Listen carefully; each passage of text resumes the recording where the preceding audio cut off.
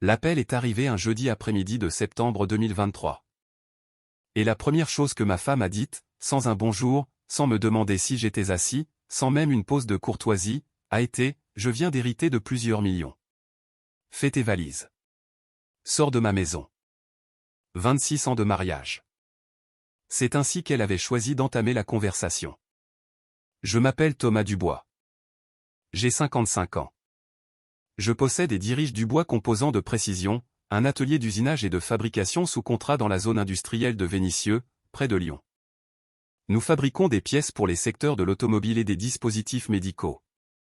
Des tolérances strictes, des clients exigeants, une marge d'erreur nulle. J'ai lancé l'entreprise en 1996 avec un tour CNC d'occasion, 14 000 €, et la conviction raisonnable que si l'on construisait les choses correctement et que l'on traitait les gens honnêtement, le calcul finirait par être bon. Et pour l'essentiel, ce fut le cas. Le mariage, lui, avait été un tout autre calcul. Et au moment où la voix de Gaël a résonné dans mon téléphone avec ces mots, cela faisait déjà 2 semaines que je faisais tranquillement les comptes. Laissez-moi vous expliquer. Gaël Dubois, 53 ans, et moi étions mariés depuis août 1997. Nous avions une fille, Camille, qui avait 24 ans en septembre 2023 et vivait à Grenoble. Gaëlle travaillait à temps partiel comme coordinatrice marketing pour une association dans le centre de Lyon. Elle avait un humour pince sans rire, un don pour organiser des dîners et, comme j'avais commencé à le comprendre lentement et à contre-cœur au cours des 18 mois précédents, une relation amoureuse avec un homme nommé Damien Courtois qui durait apparemment depuis fin 2021. Je ne l'avais pas confronté. À la place, j'avais documenté. 11 années à diriger un atelier de précision vous apprennent que lorsque quelque chose ne va pas, vous ne détruisez pas la pièce. Vous mesurez l'écart, vous retracez la source et vous réparez correctement. J'avais mesuré. L'oncle de Gaël, Gauthier Herman, avait 79 ans et avait passé sa vie active en tant que promoteur immobilier dans la région lyonnaise. C'était un homme calme et réfléchi qui avait accumulé un patrimoine important au cours de 50 années de travail discipliné et qui n'avait pas d'enfant. Il appréciait Gaël. Il m'appréciait aussi, et c'est là le détail qui comptait, de manière surprenante. Gauthier m'avait appelé un lundi, 3 semaines avant l'appel de Gaël. Il était à l'hôpital à ce moment-là, pour un problème cardiaque que ses médecins géraient depuis le printemps. Sa voix était prudente, mesurée. « Thomas, je veux que tu saches que mon notaire a finalisé les documents de succession la semaine dernière. Gaël est la principale bénéficiaire des liquidités, mais il y a des protections intégrées. Des dispositions que j'ai mises en place précisément parce que j'observe ma nièce depuis 53 ans et que je sais comment elle agit quand elle est en position de force. » Une pause. « Les protections sont pour toi. Gaël ignore leur existence. Quand l'héritage sera débloqué, elle passera à l'action. Sois prêt. Et Thomas, documente absolument tout à partir de cet instant. » Je lui ai demandé ce que je devais documenter. Gauthier a toussé une fois, un bruit sec et court, tout. Il est décédé 8 jours plus tard, le 4 septembre 2023. La succession a été validée le 14 septembre. Gaël a reçu l'appel du notaire de Gauthier ce matin-là. Elle m'a appelé à 14h20. J'étais debout sur mon plateau de production, en train d'examiner une série de rapports d'inspection de premiers articles quand le téléphone a sonné.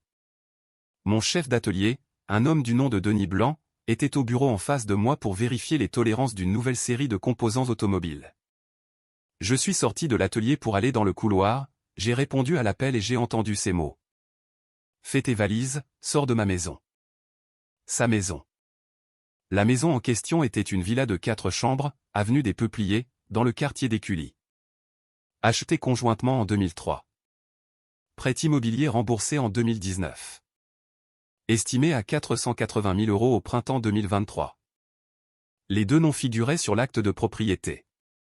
Les 2 noms figuraient sur tous les documents. 20 ans de mensualité, la plupart payés grâce aux revenus de l'atelier. J'ai écouté le reste de l'appel. Il a duré 4 minutes. Gaël m'a dit qu'elle serait à la maison à 18h, qu'elle s'attendait à ce que la maison soit vidée de mes affaires d'ici là, et que son avocat avait déjà préparé les papiers du divorce. Je lui ai dit que je serais là. Puis je suis retourné à l'intérieur, j'ai fini de passer en revue les rapports d'inspection avec Denis, et j'ai conduit jusqu'au cabinet de mon avocat. Il s'appelle Maître Richard Châtelet. Il s'occupe des affaires juridiques de mon entreprise depuis 2004. Contrat, responsabilité civile, et occasionnellement des questions de droit du travail. Il a 58 ans, il est méthodique et foncièrement incapable de paniquer, ce qui est l'une des qualités les plus utiles qu'une personne puisse avoir. J'étais dans son bureau de la rue de la République, dans le centre de Lyon, à 16 heures. J'ai tout déballé. Le mariage, les 18 mois de documentation que j'avais accumulés concernant Gaël et Damien Courtois, l'appel téléphonique de Gauthier, et l'appel reçu 2 heures plus tôt. Richard a écouté sans m'interrompre. Quand j'ai eu terminé, il est resté silencieux un instant. Richard a croisé les mains sur son bureau. La loi française prévoit une répartition équitable lors de la liquidation du régime matrimonial. Le juge divise les biens de manière juste, ce qui ne veut pas forcément dire à parts égales. Mais cela signifie que tes 26 années de contribution au foyer et les revenus de l'entreprise seront pris en compte. La maison est un bien commun, peu importe ce qu'elle en pense. Une pause. Que sais-tu de ces protections? Gauthier n'a rien mentionné de précis. Pour l'instant. Son notaire est un certain maître Gérard Faure, basé au Mont d'Or. Appelle-le demain. Aujourd'hui, rentre chez toi. Reste courtois. Si elle a sorti des papiers de divorce, photographie tout avant d'y toucher. Ne signe rien ce soir. Elle s'attendra à ce que tu sois parti. Laisse-la le croire. Tu as tout autant le droit légal d'être dans cette maison. La seule chose qui peut changer cela est une ordonnance du tribunal, et elle n'en a pas. Il m'a regardé. Thomas, ne signe rien ce soir. J'ai conduit jusqu'à l'avenue des Peupliers. Gaëlle était à la maison quand je suis arrivé à 17h40. Elle portait un blazer que je n'avais jamais vu et arborait l'expression d'une femme qui avait répété cette scène et qui était légèrement agacée que je sois en avance. Une chemise cartonnée reposait sur la table de la salle à manger. Des feuilles disposées en une pile nette. Un stylo placé à côté avec la précision d'un accessoire de théâtre. Tu es là. Une déclaration neutre. Tu m'as dit de rentrer. Elle a fait un geste vers la table. Requête en divorce et accord de séparation des biens. Mon avocat les a rédigés cet après-midi. Signé par. J'ai pris le dossier et j'ai lentement feuilleté les pages. Les documents étaient correctement formatés, mais ne comportaient aucun numéro de dossier judiciaire, aucun tampon de greffe, aucune légalisation sur les lignes de signature. Préparé cet après-midi, avait-elle dit, ce qui signifiait qu'il n'avait été déposé devant aucun tribunal et que, légalement, à cet instant précis, ce n'était que du papier. J'ai reposé le dossier, sorti mon téléphone, et photographié chaque page recto verso. Qu'est-ce que tu fais? Je documente. Elle a émis un son situé quelque part entre la frustration et le mépris. J'ai remis le téléphone dans ma poche, pris le stylo, et signé là où c'était indiqué. Les 3 exemplaires. Elle m'observait avec le regard de quelqu'un qui s'attendait à de la résistance et qui recalibrait ses pensées en n'en trouvant aucune. J'ai reposé le stylo et je l'ai regardé. Bonne chance, Gaëlle. Elle a cligné des yeux. C'est tout? C'est tout. Je suis allé dans la chambre, j'ai fait un sac avec des vêtements, mes médicaments, mon ordinateur portable, le disque dur externe que je gardais dans ma table de nuit et le trieur à soufflet que je tenais à jour depuis 18 mois avec chaque document imprimé et capture d'écran que j'avais accumulé. J'étais prêt à faire ce sac depuis que Gauthier m'avait appelé. Gaëlle ne connaissait pas l'existence du trieur. Elle n'avait aucune raison de le savoir. Je suis repassé par le salon. Elle était au téléphone, parlant doucement, sans même prendre la peine de se détourner de moi. J'ai saisi les mots, il part maintenant. Et, exactement comme prévu. Je me suis arrêté à la porte et me suis retourné. Elle m'a regardé avec l'assurance tranquille d'une femme qui croyait que l'échiquier venait de se vider en sa faveur. Bonne chance encore. Et je le pensais sincèrement, car elle allait en avoir besoin. Bienvenue sur 12 Vengeance familiale. Prenez vos snacks, installez-vous confortablement et n'oubliez pas que les personnes de ces histoires ont eu toutes les chances de bien se comporter. Elles ont simplement fait le mauvais choix. Laissez un commentaire et assurez-vous de vous abonner. Vous allez adorer être ici. Je me suis enregistré dans un appart-hôtel de l'avenue Victor Hugo, près d'Écully. Le genre d'endroit qui se loue à la semaine, possède une kitchenette et ne demande rien de plus qu'une carte de crédit valide. Je l'avais réservé après son appel. Gauthier m'avait dit d'être prêt. J'avais été prêt. Ce soir-là, j'ai appelé Camille.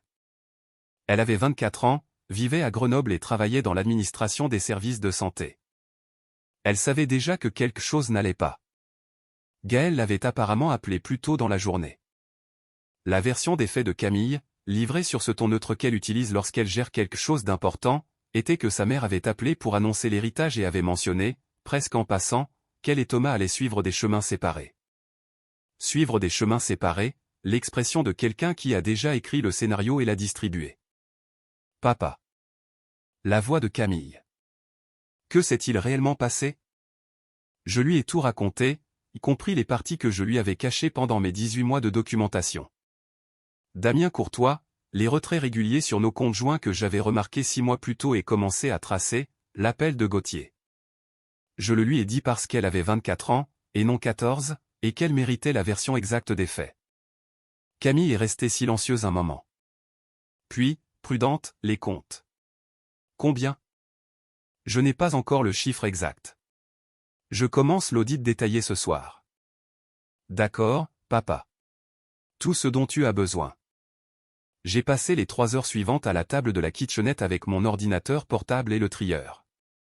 L'audit du compte joint était un travail méthodique, le genre de choses pour laquelle j'étais fait. 12 années de relevés croisés avec les dépenses du foyer que je pouvais vérifier et les virements que je ne pouvais pas expliquer. Les transferts non justifiés duraient depuis 4 ans, et non 6 mois. J'en avais seulement saisi la fin lors de mon examen préliminaire. L'ampleur totale était considérablement plus importante. Les virements allaient sur un compte au nom de Patricia Herman, la mère de Gaël, 77 ans, qui vivait dans une résidence pour personnes âgées à Aix-les-Bains. Les montants variaient de 600 € à 4 200 €, sans aucune logique apparente quant à la date, si ce n'est qu'ils tombaient systématiquement la semaine suivant un important dépôt lié à mon entreprise sur notre compte joint. Total des transferts, 178 400 € sur 4 ans. J'ai créé un tableur, documenté chaque transaction avec la date, le montant et le dépôt source. Je l'ai exporté en PDF et je l'ai envoyé à maître Richard Châtelet à 23h47 avec une note explicative. Ensuite, j'ai ouvert ma boîte mail et j'ai trouvé ce que je cherchais depuis l'appel de Gauthier. 3 jours avant son décès, Gauthier m'avait envoyé un email directement. Pas à Gaël, à moi. Objet, pour vos dossiers, succession GH. Le courriel contenait une seule pièce jointe, un PDF d'une lettre de son notaire, Gérard Faure, résumant 2 dispositions que Gauthier avait ajoutées à son testament en août 2023. La première disposition, une clause spécifiant qu'en cas de procédure de divorce initiée dans les 24 mois suivant la réception de l'héritage par Gaël, 50% des liquidités héritées et qui, au moment de la distribution, s'élevaient à 1,4 million d'euros.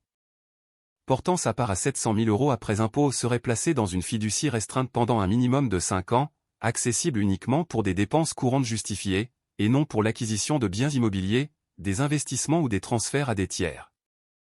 Il s'agissait d'un mécanisme de succession légale en droit français, via une clause d'inaliénabilité temporaire et justifiée, conçue et exécutée par le notaire officiel de Gauthier. C'était incontestable. Cela figurait dans le testament depuis le mois d'août. La deuxième disposition, un legs direct à Thomas Dubois de 85 000 €, décrit dans le testament comme une reconnaissance de sa contribution à la stabilité et au bien-être de la famille Herman tout au long de son mariage. Ce legs était indépendant de toute procédure de divorce et serait distribué quelle que soit l'issue matrimoniale. Gauthier n'avait parlé d'aucune de ces 2 dispositions à Gaël. Il me l'avait dit, à moi. Documente tout, avait-il dit. Sois prêt. Il savait exactement ce que sa nièce allait faire à la seconde où elle aurait de l'argent et une porte de sortie. Il avait passé ces dernières semaines de lucidité à construire un mur autour de la chose vers laquelle elle pensait courir. Je me suis assis dans cette kitchenette à minuit, j'ai pensé à Gauthier Herman, un homme que je connaissais depuis 26 ans, qui avait assisté aux fêtes d'anniversaire de ma fille, mangé à ma table et qui n'avait jamais prononcé un seul mot superflu.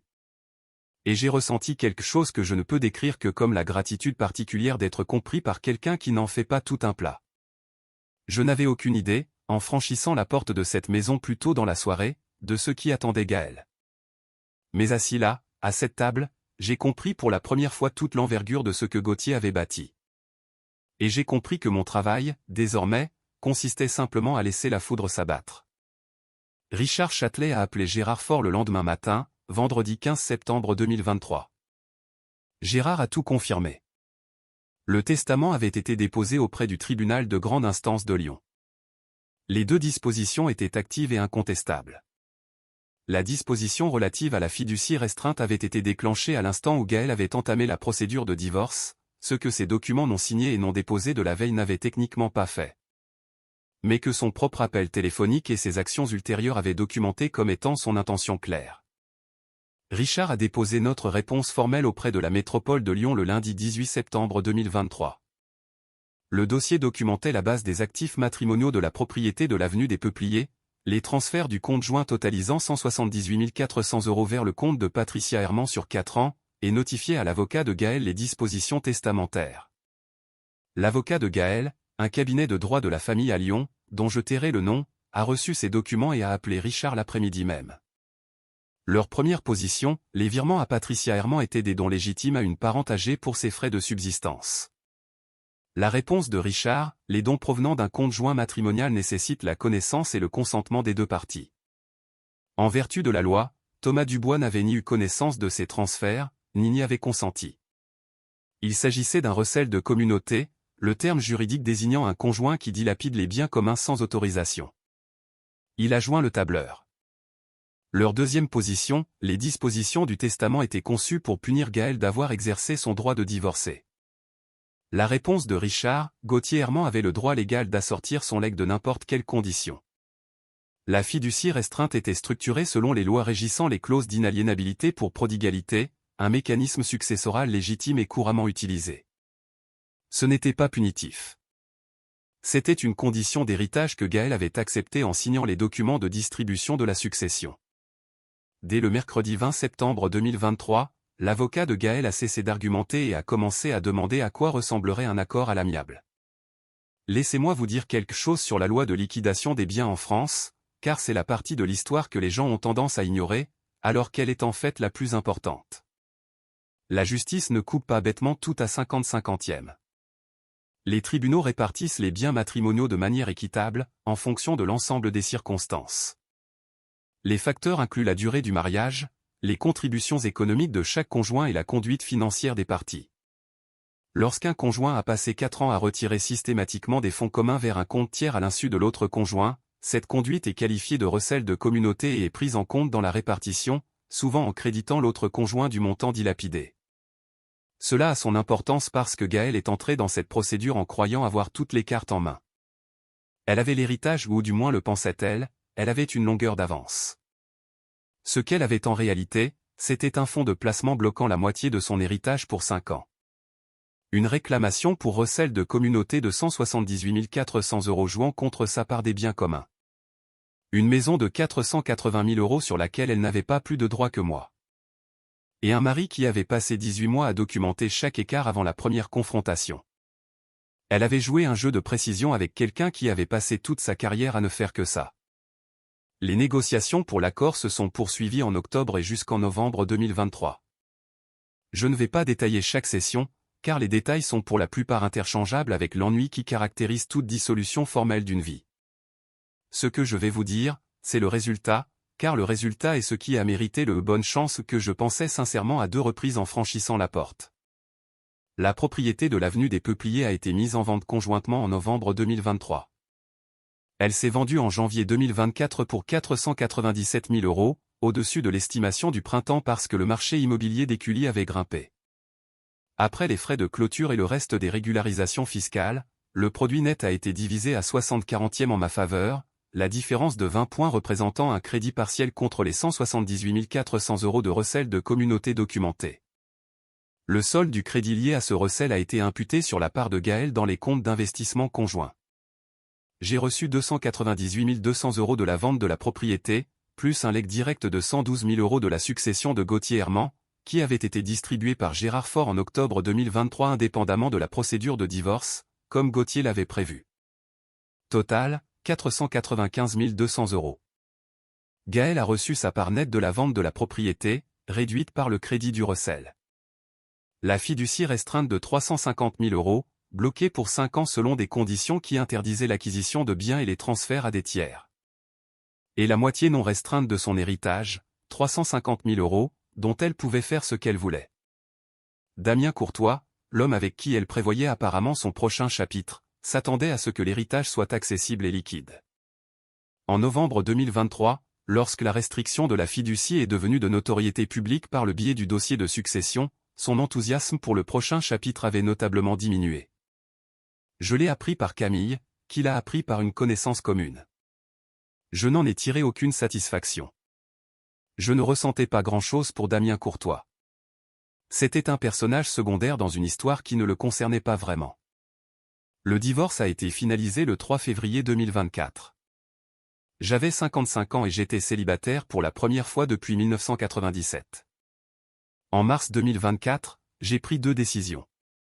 La première a été d'embaucher une responsable du développement commercial pour Dubois Composants de Précision, une femme de 42 ans nommée Sophie Blanc, qui avait 20 ans d'expérience dans les ventes industrielles et que j'avais dans le viseur depuis un moment. Avec la stabilité financière que l'accord de divorce m'avait apporté et l'énergie libérée par le fait de ne plus gérer un mariage en détérioration, j'étais prêt à faire croître l'entreprise dans une direction que j'avais jusqu'alors repoussée. Sophie est arrivée en avril. Dès le mois d'août, nous avions signé 2 nouveaux contrats dans les dispositifs médicaux qui ont augmenté notre chiffre d'affaires annuel de 31%. La deuxième décision a été de déménager, mais pas de quitter la région. J'avais une entreprise, une fille à Grenoble, des racines dans le coin. Mais j'ai résilié mon bail à l'appart-hôtel et j'ai acheté un appartement de 3 pièces dans le quartier de la Croix-Rousse, à Lyon, à environ 3 km de l'ancienne maison. Un immeuble moderne, de haut plafond, une vue sur les berges du Rhône. J'ai payé comptant, pas de prêt, pas de compte conjoint, rien au nom de quelqu'un d'autre. Le jour où j'ai eu les clés, je me suis tenu dans le salon vide, j'ai regardé la vue et j'ai essayé d'identifier ce que je ressentais. Il m'a fallu 1 minute pour nommer la chose correctement. Le silence. Juste le silence. Aucun bruit de fond dans l'attente que quelque chose tourne mal. J'avais vécu avec ce bruit de fond depuis bien plus longtemps que je ne l'avais réalisé. Camille est montée de Grenoble en avril 2024 pour ce qu'elle appelait une pendaison de crémaillère et que j'appelais, s'assurer que son père a bien acheté un canapé. Elle a traversé l'appartement avec l'œil évaluateur d'une femme qui possède l'intelligence organisationnelle de sa mère et les priorités pratiques de son père, et l'a déclaré acceptable, ce qui, venant de Camille, est une solide approbation. Nous nous sommes assis à l'îlot de la cuisine avec un café, et elle m'a demandé, avec cette franchise qui la caractérise, si j'allais bien. Oui. En fait, oui. C'est très différent des 2 dernières années. Les 2 dernières années, je gérais quelque chose que je ne comprenais pas encore totalement. Maintenant, je l'ai compris et c'est terminé. Elle a fait tourner son mug entre ses mains. Elle m'a appelé la semaine dernière. Que voulait-elle? Elle voulait que je te dise qu'elle n'a jamais voulu que ça se passe comme ça. Qu'elle pensait que tu allais simplement l'accepter et passer à autre chose. Une pause. Je lui ai dit que ce n'était pas à moi de transmettre ce message. J'ai hoché la tête. Merci. Je ne choisis pas de camp, papa. J'aime ma mère, mais ce qu'elle a fait était mal. Les comptes, la façon dont elle a passé cet appel. Camille s'est arrêtée. Elle t'a traité comme un fardeau dont il fallait se débarrasser. Tu n'es pas un fardeau. Il y a des moments dans la vie d'une personne qui ne s'annoncent pas comme étant significatifs, mais qui s'avèrent l'être. Cette phrase, prononcée par ma fille de 24 ans assise à l'îlot de ma cuisine un samedi matin d'avril, s'est ancrée quelque part de manière permanente. Tu n'es pas un fardeau non plus. Quoi qu'il se passe entre ta mère et moi, tu ne l'as jamais été. Elle a tendu le bras au-dessus du comptoir et a brièvement serré mon avant-bras, comme elle le fait depuis qu'elle a environ 7 ans. Et j'ai compris que c'était sa façon à elle de dire que tout ce qui devait être dit l'avait été. Il y a une chose qu'il convient de dire directement ici, car cette histoire recèle une vérité pédagogique qui va au-delà de la mécanique juridique. Beaucoup de personnes dans ma situation auraient sombré dans une spirale. La découverte, tard dans la nuit, de 4 années de retrait caché, la nature préméditée de l'appel téléphonique, les documents mis en scène sur la table de la salle à manger. Ce sont le genre de choses conçues pour déstabiliser une personne, pour la faire réagir de manière émotionnelle, lui faire signer ce qu'elle ne devrait pas, lui faire dire des choses qu'elle ne pourra pas retirer, lui faire prendre des décisions qui donneront l'avantage à la partie adverse. Gaëlle avait planifié une version des événements dans laquelle j'étais la variable qu'elle avait déjà résolue, le mari obéissant et stupéfait qui part, signe tout ce qu'on lui met sous le nez, et réalise trop tard ce qu'il a perdu. Ce qu'elle n'avait pas prévu, c'était 26 années passées à observer une entreprise d'usinage de précision fonctionner sur le principe qu'on mesure avant de couper. On documente avant d'affronter, et on ne suppose jamais que la tolérance est bonne juste parce qu'elle en a l'air de loin. Gauthier Herman l'avait compris à mon sujet. Il avait construit ses protections non pas autour de ce que ferait Gaël, mais autour de ce que ferait Thomas Dubois si on lui donnait assez de temps et des informations claires. Il m'avait fait confiance pour ne pas paniquer. Il m'avait fait confiance pour tout documenter. Je n'allais pas lui donner tort sur ce point. À l'heure où je termine d'écrire ce récit, en août 2024, voici où en sont les choses. Dubois Composants de Précision enregistre sa meilleure année de chiffre d'affaires. Sophie Blanc a conclu le 2e contrat de dispositifs médicaux en juillet et en a un 3e en phase finale de négociation. Denis Blanc, mon chef d'atelier, aucun lien de parenté avec Sophie, une coïncidence qui les amuse tous les deux, est avec moi depuis 2007 et a reçu en décembre dernier la plus grosse prime de performance que j'ai jamais versée. Je vis à la Croix-Rousse. Je me promène sur les berges du Rhône le matin avant le travail. J'ai exactement autant de bruit dans ma vie que je choisis d'en introduire.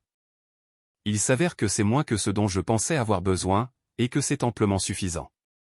Camille est venue 2 fois cet été. Nous avons fait de la randonnée dans le parc naturel régional du Pilat lors de sa 2e visite, ce qu'aucun de nous n'avait jamais fait malgré le fait d'avoir vécu à 40 minutes de là pendant la majeure partie de notre vie. Elle postule pour un poste de direction dans son réseau hospitalier. Elle l'aura. Elle aborde les choses avec cette même patience réfléchie que je lui ai apparemment transmise d'une manière dont je n'avais pas conscience. Gaël est dans la maison qu'elle a louée dans l'ouest lyonnais. La fiducie restreinte reste bloquée. Damien Courtois n'est, d'après ce que je comprends, plus dans le décor. Je ne cherche pas activement ces informations. Elles me parviennent par les canaux ordinaires d'une grande ville où les gens finissent toujours par se connaître, et je les reçois de la même manière qu'on reçoit des nouvelles d'un quartier où l'on vivait autrefois, avec un léger intérêt et aucun investissement personnel. Je pense régulièrement à Gauthier Herman. Je pense au fait qu'un homme de 79 ans, dans une chambre d'hôpital, face à la fin de sa vie, a consacré un peu de la lucidité qui lui restait pour s'assurer que le mari de sa nièce ne se retrouverait pas sans sol sous les pieds. Il n'a pas fait ça parce que j'étais de la famille. Je n'étais de la famille que par alliance, et il savait que ce mariage touchait à sa fin, même si moi je l'ignorais encore. Il l'a fait parce qu'il m'avait observé pendant 26 ans et qu'il avait tiré ses propres conclusions sur le genre de personne que j'étais. Je prends cela au sérieux, plus au sérieux, pour être honnête, que la majeure partie de ce qui s'est passé dans l'année qui a suivi. Son legs repose sur un compte d'épargne séparé. Je ne l'ai pas dépensé. Je le ferai un jour, pour quelque chose que je ne me serais pas permis autrement. Un équipement pour l'atelier, peut-être des travaux dans l'appartement, quelque chose de réel et de durable. Il a construit minutieusement et discrètement pendant 50 ans. Il a fait confiance au processus et aux personnes qui en faisaient partie. J'essaie d'en faire de même. Gaël a dit « bonne chance » quand j'ai signé ces papiers. Elle voyait ça comme un moyen de me congédier. Ce qu'elle ne savait pas, ce qu'elle n'avait jamais pris la peine de découvrir en 26 ans, c'est que la chance n'avait pas grand-chose à voir là-dedans.